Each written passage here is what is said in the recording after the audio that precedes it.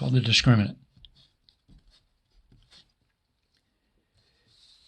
If you ended up, if this was 0, notice if b squared minus 4ac equals 0, then x would be negative b plus or minus the square root of 0 over 2a, which is just negative b over 2a. You'd get one answer. This is called a double or repeated answer. I don't know what your book calls it, but I don't even know what's in here. Let's see. Yeah, they call it a repeated answer, repeated root. But you kind of get the same answer twice. This is a repeated root.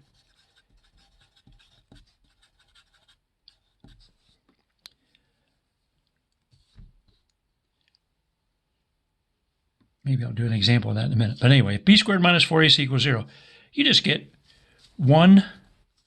Now we're assuming, again, we're assuming that a, b, and c are real numbers. And if they are, then this is going to be a real number. So you get one real answer or solution when b squared minus 4ac equals 0. You get one real answer. It's a repeated root. All right, in fact, let's just do an example. Let's say we had x squared minus 6x plus 9, and I'll show you something here. Let's solve this using the quadratic formula. Notice a equals 1, b is negative 6, and c equals 9. Using the quadratic formula, x equals negative 6, negative b, plus or minus, b squared, which is negative 6 squared, which is 36.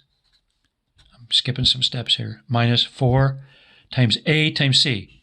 1 times 9, 4 times 9 is 36. All over 2 times 1. This is 36 minus 36, 0, gone. So we end up with x equals 6, negative 6, 6 over 2, which is 3. Notice I could have solved this by factoring. This factors, it's minus. There's a minus sign. I'm assuming you can just do this in your head, but this is x minus 3 squared, or x minus 3 times x minus 3. If we use that zero product property, or factor, or whatever it's called, the only way this can be 0 is if either x minus 3 equals 0 or x minus 3 equals 0. Now, you don't have to write it down twice, but there's two factors into the same thing. So x equals 3 or x equals 3. Thus, the repeated root. See, the double root. They get the same answer twice. That's why it's called a repeated root. Because it's, it's negative b over 2 plus 0 and negative b over 2a minus 0. Negative b over 2a, plus 0 and minus 0. So there's kind of like two of them, but it's the same. You don't write it down twice. We just say the answer is 3. But that's an example when b squared minus 4ac equals 0.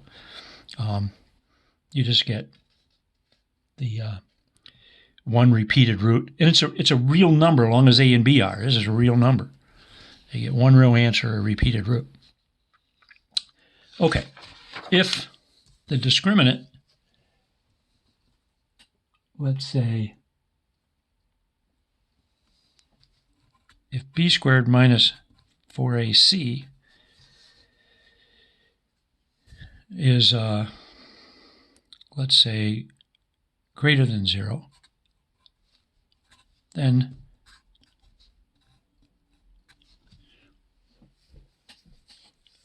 let's do it like this. Oops. If b squared minus 4ac is greater than 0, you get two real solutions.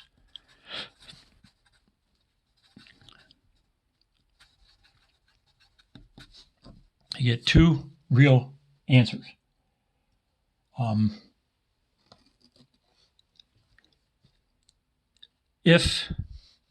Now this can happen two ways. There's two real solutions here. Now this can happen two ways. One, if b squared minus 4ac is a perfect square,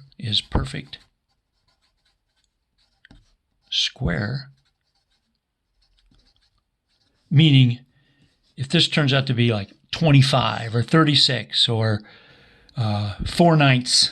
Square root of 4/9, 4/9 is 2/3 squared. But if it's a perfect square, that means when you take the square root of it, you get rid of the radical symbol. That means you get not only two real solutions, you get two rational.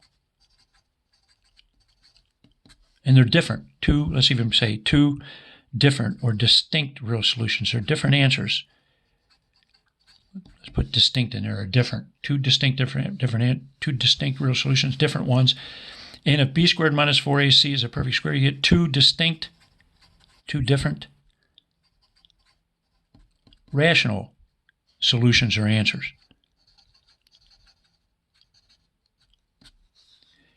If the b squared minus 4ac, if the b squared minus 4ac is greater than 0, but it's not a perfect square, is not perfect square.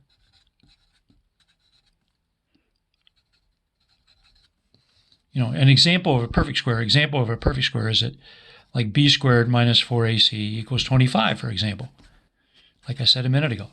So the square root of b squared minus 4ac would be a square root of 25, which would equal 5. So when we had that negative b plus or minus the square root of b squared minus 4ac all over 2a, this is 5. See, this is a 5 if it works out like that. If b squared minus 4ac is 25, for example, this would be 5. So you get b, negative b, whatever that is, plus 5 over 2a, whatever that is, and b, negative b minus 5 over 2a. That's two numbers, two rational numbers. But if b squared is not a perfect square, like 8 or something like that, but it's positive, a real, positive real number, then you get two irrational, two distinct, forget that word again, two distinct irrational solutions. For example, suppose b squared minus 4ac equals 8. Then the square root of b squared minus 4ac would be the square root of 8, which is, we've done it a few times, 2 times the square root of 2. That's, so in the formula, x equals negative b plus or minus the square root of b squared minus 4ac, but if it's this over 2a, see, you get an irrational number. So if b squared minus 4ac is greater than 0, you're going to get two different answers. They're going to be real answers, because a, b, and c are all real numbers too. Then what type of two real answers can you get? If b squared minus 4ac is a perfect square, you get two rational answers, two different rational answers. If b squared minus 4ac is not a perfect square, so when you take the square root of it, you can't simplify it and get rid of the square root. It stays an irrational number. Then you get two different irrational solutions. Okay? I'm getting tired of doing this, so I don't want to do all these examples of each one. Let's skip that for now. We'll see what happens.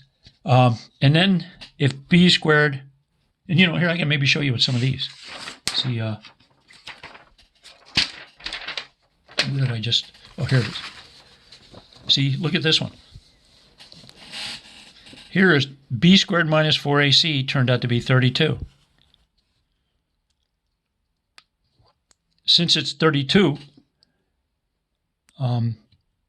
which is not a perfect square, look at the work I did and look at the answer I got. I got two irrational answers. See here, b squared minus 4ac was 32, which is greater than 0. So I'm going to get two different answers. Since 32 is not a perfect square, I get two irrational answers. See, you got a radical in it, you can't get rid of it. As two irrational numbers. If b squared minus 4ac, I don't know what I did with the other one now. Where's that one at?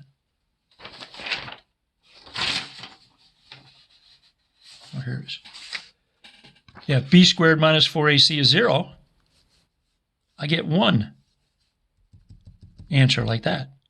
And it's rational. This is rational too. You get, you get one real answer. It's even rational. Go back to this one for a minute. When b squared minus 4ac equals 0. Assuming that b and a are, nice real numbers. I mean, not, they're rational numbers even. A, b, and c are not only real numbers. Usually I'm going to give you the rational number. So it could be irrational if a or b is irrational, but they're certainly not complex, but whatever. Probably they'll be nice integers and then it'll be a rational number, but whatever. Or fractions, irrational numbers though. So, that's an example when b squared minus 4ac is 0. This is an example when b squared minus 4ac is greater than 0 and not a perfect square. Let's see if I can find one in a book where it is a perfect square. I don't know. Maybe I can just... Oh, it just means it factors. Oh, I'll show you that too. Let's see. There's one here that I can show you. Oh, I don't know if... Let me see if I can kind of show you this one in the book, and then I don't have to do all the work, which I'm getting tired of doing here. Let's see. Can you see that? I think it can, right? Here's a quadratic equation. 12 kind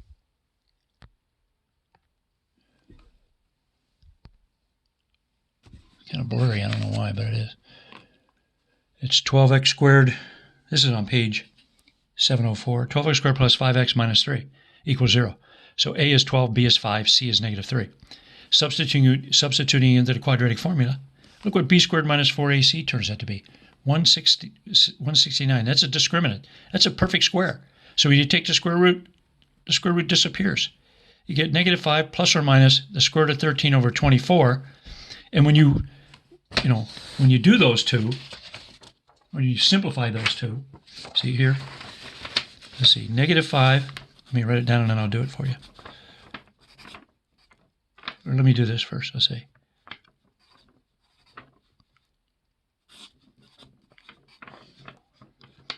So we had this equation, let's see, 12x squared plus 5x minus 3 equals 0. That's just out of the book, but when you have that and you plug it into the quadratic formula, a is 12, b is 5, c is negative 3, do all the work, or some of the work, you get 169 for this discriminant. See, b squared minus 4ac is 169, which is 13 squared. That's a perfect square. So this becomes negative 5 plus or minus 13 over 24. Now that's two answers. That's negative 5 plus 13 over 24. That's one of them. And the other is negative 5 minus 13 over 24. Those are the two answers you get to that. Let's see, this one would be what? 8 over 24, 1/3. And this one's what? Negative 18 over 24. Is that what that is? And was that negative 3/4? Is that what it is? Yeah, so those are the two answers. Notice if b squared minus 4ac is a positive number and it's a perfect square, you get two rational answers. Okay? Also, if b squared minus 4ac is less than 0, that means it's negative. That means you're taking the square root of a negative number. Then you're going to get two distinct complex answers,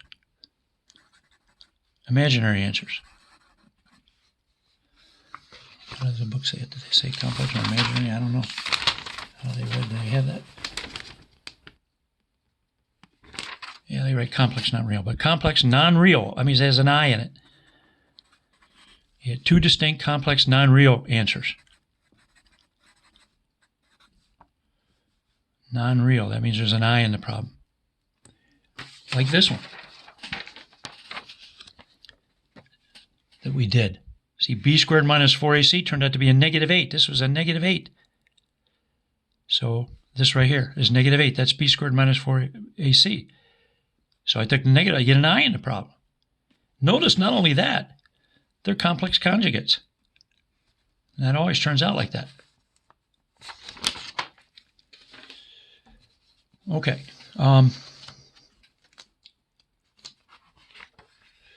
Here's what I was looking at a minute ago. See, here on page 708, they tell you about the discriminant and the kind of answers you get. So you can look at that, but that's what I just told you.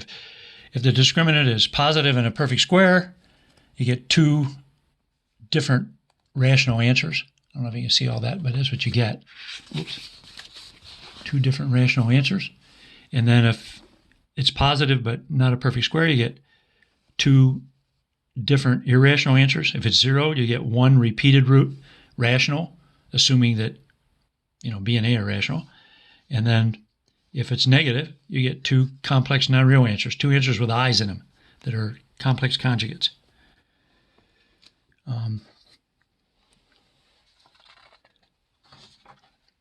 So the book, just because I'm tired of writing here, it says, here's part of the, determine the nature of the solutions of a quadratic equation, like this one. X squared minus 5x plus 2. Figure out b squared minus 4ac. They did that. It's 17. It's a positive number. See, it's a positive number. It's not a perfect square. That's this one. So you're going to get two different irrational answers. Here's another one. 9y squared plus 6y plus 1 equals 0. A is 9, B is 6. A is 9, B is 6, and C is 1. I think I said it right. But b squared minus 4ac then is 0. That means you get one repeated root. And it's rational because all the numbers are rational. This one here, 3p, this is again on page 708, 3p minus p equals negative 5. You got to put the negative 5 on the other side to make it plus 5. So A would be 3, B would be negative 1, and C would be 5. Then b squared minus 4ac, which you can't see, it's on the other page here, but it's negative 59. That means you get two distinct, different, complex solutions with I's in them that are not real, and they're conjugates. Okay? Just a couple comments here. Where did I put the stuff I just did? I was going to show you about factoring these with this, but I think I won't do that right now. I want to wrap this up. Last thing in section 10.2, or maybe it's not. Oh, they have some models. We're not going to do those. But in 10.2, on page 709, it says, which method should I use? Here are the four methods that they've gone over and we've gone over. Factoring. These are the methods for solving. Here, methods.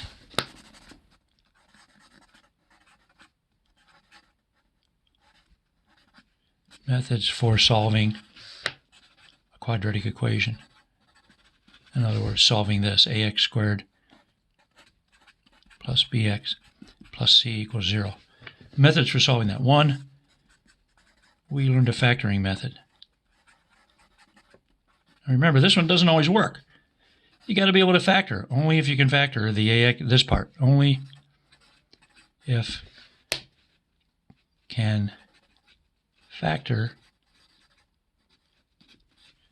that thing using our strategy. Using strategy we learned. Using strategy. If you can't factor with that strategy, you're not going to solve it by factoring. Second method was, I'm just going to abbreviate, square root property, they called it. Square root property. Third one was completing the square.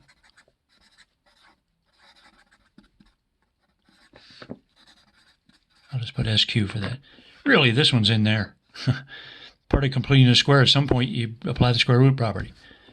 And then the fourth one is the quadratic formula. I'll just abbreviate it also. This is on page 709. It talks about this. Quadratic formula. This one you can't always use. You got to be able to factor. This one you use in particular circumstances when it looks like something squared equals a number over here, or you can get it looking like that. And then you take the square root of both sides, And you get this thing equals plus or minus the square root of that equals, plus or minus the square root of that number there. We went over that. It's really part of completing a square. These two work all the time. They'll solve any quadratic equation you have. If I can factor easily, I'd rather use factoring first. That's what I do, because if it's easy to factor. If it looks like a square root property, I'm going to use that. If I have a choice between completing a square and a quadratic formula, I'll pick the quadratic formula because I don't have to do all the work. I'll only complete the square if I have to. Somebody tells me to. We use it for other things, so you got to know how to do it. But, that's basically it there. Then on page 710, it has this page. I guess it gives you some examples. If it looks like this, x squared equals p, or you can make it look like that, where p is a number, then you use a square root property. That'd be the best way.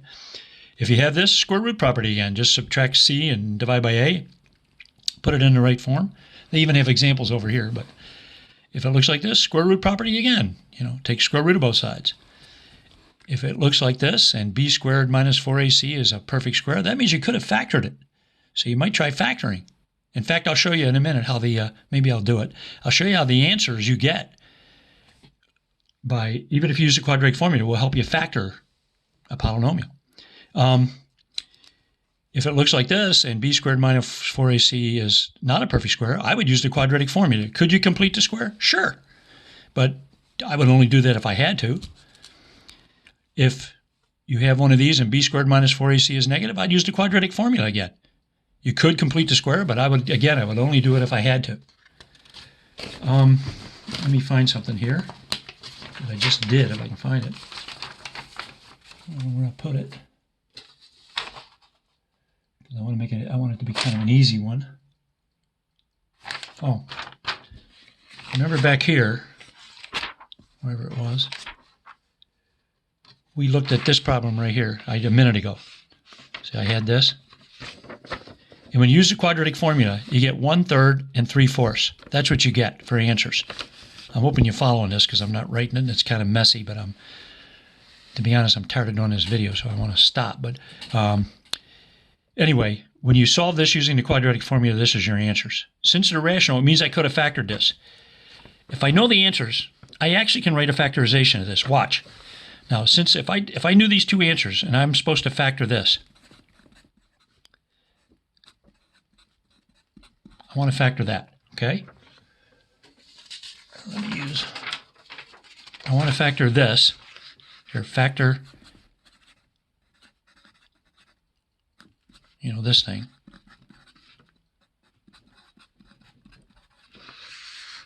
Maybe we were even supposed to solve this first. Solve 12x squared plus 5x minus 3 equals 0. Again, if you use the quadratic formula, you get the answers. X equals 1/3 or x equals 3/4. Those are the two answers you get using the quadratic formula.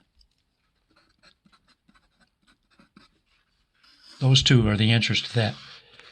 These two answers can help me factor this part. So I'm going to factor this now. Notice x equals 1/3. So that means x minus 1/3 would be 0, just subtracting 1/3 from both sides. This one means x minus 3/4 equals 0, subtracting 3/4 from both sides. Since this equals 0, or that equals 0, by the zero factor property, x minus 1/3 times, since this equals 0, this equals 0, all I did is subtract 1/3 from both sides here and 3/4 from both sides here. X minus 1/3 times x minus 3/4 would equal 0. Now, notice the solutions to this quadratic equation when it equals 0 are these two. If I wanted to factor this part, we're almost there. It's kind of like this, but notice we got a 12 out here, so I'm going to put a 12 here. Because if I multiply this out, I get, just this part, I get 1x squared. Notice there's a 3 here and a 4 here in the denominators. So I'm going to write this 12 as 3 times 4 times x minus 1/3. 3 times 4. 3 times 4 times x minus 1/3 in parentheses times x minus 3/4 in parentheses. Remember, I'm trying to factor that.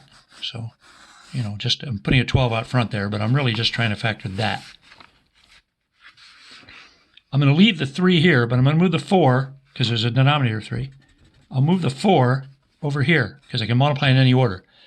Multiply these two together, I get 3x plus or minus 1. Multiply 4 times each of these using the distributive property. I get 4x and then minus 3. Because 4 times 3/4 of 4's cancel out. I guarantee you that's how this factors. Notice if I knew the answers to this quadratic equation,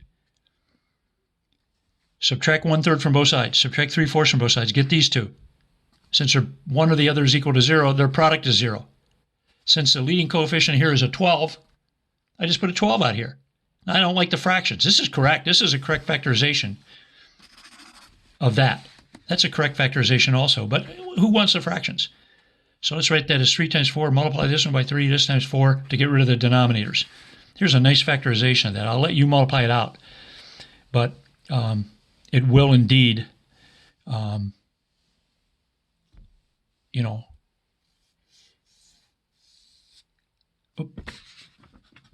this is minus 3. And you know what? This answer here, sorry, boy, did I screw up. This is negative. I screwed up the whole thing. That's negative. Go back and check. So when I did this, look, it's negative 18 over 24. I wrote 3/4. It's negative 3/4. So this should have been negative 3/4, which make this a plus, which makes that a plus, this a plus. My fault. So that factorization gives you that. I hope I didn't screw it all up by doing that. You have to go back and look at my error there. But anyway. All right. In Chapter 10, Section 2, 10.2, at the end they have some application type problems, revenue and designing a window. I don't think there's anything like that, so that's probably all you need to know for 10.2.